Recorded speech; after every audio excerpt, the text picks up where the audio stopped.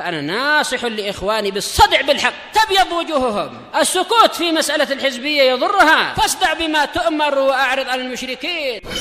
سلامي على دماج ورجالها والشيخ يحيى ودار العلم يا سعد بانيها. قال فضيلة الشيخ Abdullah Al-Bassam rahimahullahu ta'ala.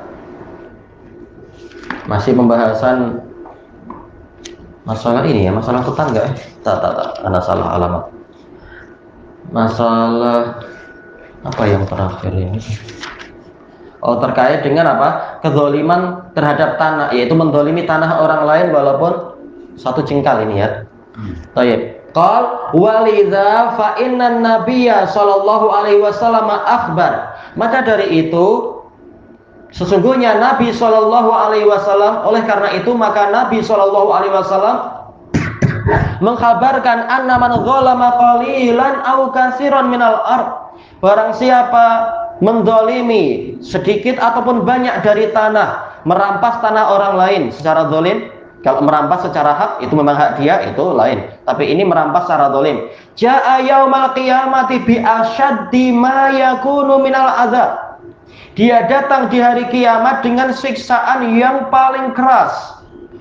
Bukan berarti tak mungkin ada yang lebih keras, itu di dalam neraka, tapi datang di hari kiamatnya siksaannya itu sangat mengerikan. Gimana kita disuruh memikul 7 lapis bumi? Kita bukan apa tak tahu siapa itu orang-orang yang dianggap kuat-kuat. Mengangkat rumah pun tetap tak kuat dia. Kalah dengan siput. Siput boleh angkat rumahnya sendiri. Kura-kura boleh angkat rumah sendiri. Orang manusia sekuat apapun tak mampu angkat rumah. Gimana kalau mengangkat 7 lapis bumi? Na'udzubillah. Bihaitsu tughallazu raqabatuhu wa tutawwal. Lehernya akan diperkeras. Iya, kalau nggak dikeraskan, disuruh angkat itu langsung mati. Tapi apa? Dikuatkan biar kuat. Kuat bukan berarti betul-betul kuat membawa lalu jadi nampak hebat, nampak hero di hari kiamat, bukan itu. Tapi apa? Mampu untuk tidak mati, mampu untuk bertahan. Makanya disebutkan oleh Imam Ibnu Utsaimin rahimahullah bahwasanya di hari kiamat memang daya tahan kita diperkuat. Wa basaruka yauma hadid, matamu sendiri pada hari itu akan sangat kuat. Kalau tidak gimana kita memikul panasnya matahari yang hanya satu jengkal, terbakar dan hancur kita. Baik.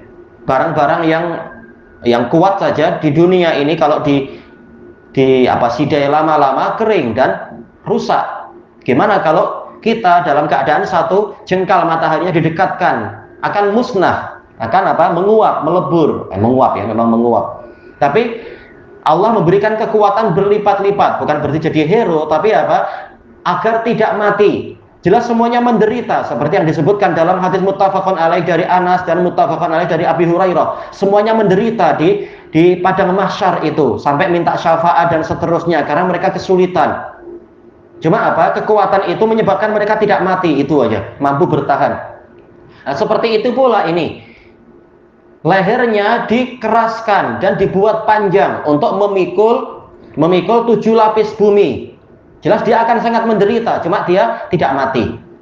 Summa yutawwaqul ardu allati ghasabaha. Lalu bumi yang dia rampas secara zalim tadi akan dikalungkan.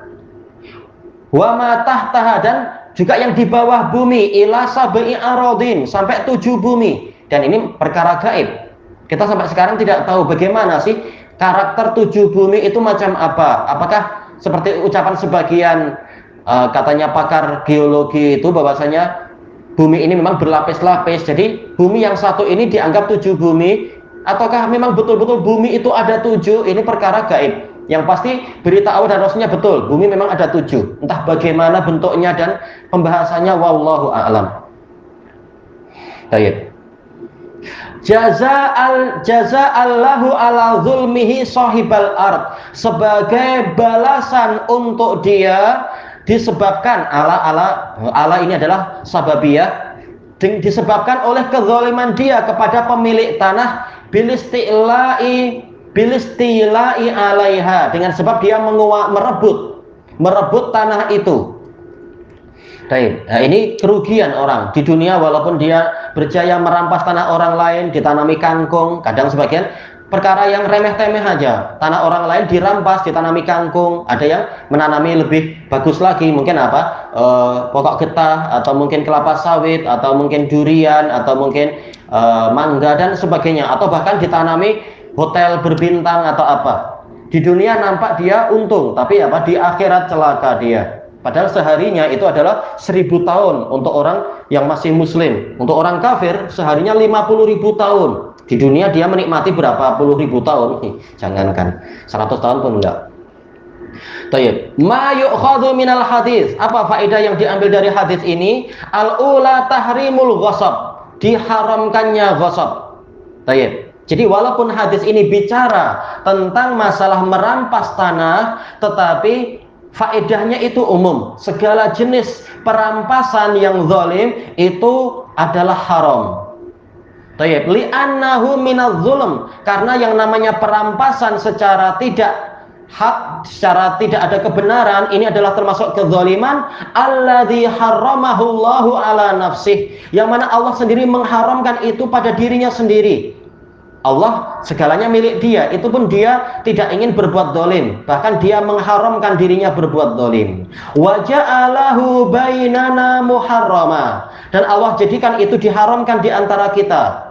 Kembali ke hadis apa ini? Hadis qudsi, hadis Abi Dzar. Memang apa? Arba'in Nawawiyah ini inti dari fikih Islam dan akidah Islam, ada di situ semuanya. Makanya emang ini penting. Arba'in Nawawiyah ini asal dari pembahasan akidah, masalah fikih, masalah adab, masalah manhaj dan seterusnya. Yang kedua, anna zulma haramun fil qalili wal katsir. Bahwasanya kezaliman itu haram dalam perkara yang sedikit ataupun banyak, barang yang sedikit ataupun banyak. Wa hadza faidatu dzikri syibr, dan ini faedah dari disebutkannya jengkal. Kenapa Nabi bilang sejengkal? Gimana kalau setengah jengkal? Pembahasannya bukan inti lafaz jengkal, tapi yaitu apa? Ini sebagai isyarat perkara yang sangat kecil aja, bukan sekangkang kera, bahkan lebih kecil dari kangkangan kera. Itu pun ternyata bahayanya adalah boleh dilipatkan sampai 7 lapis bumi. Na'udzubillah. Baik, maka berarti apa? Maksudnya adalah kezaliman yang kecil ataupun banyak, kecil ataupun besar, sedikit ataupun banyak, ini haram dan ini membahayakan. Baik, ilahuna wallahu a'lam. Subhanakallahumma wa bihamdika la ilaha illa anta astaghfiruka wa atubu ilaik. Walhamdulillahirabbil alamin. Jazakumullahu khairan.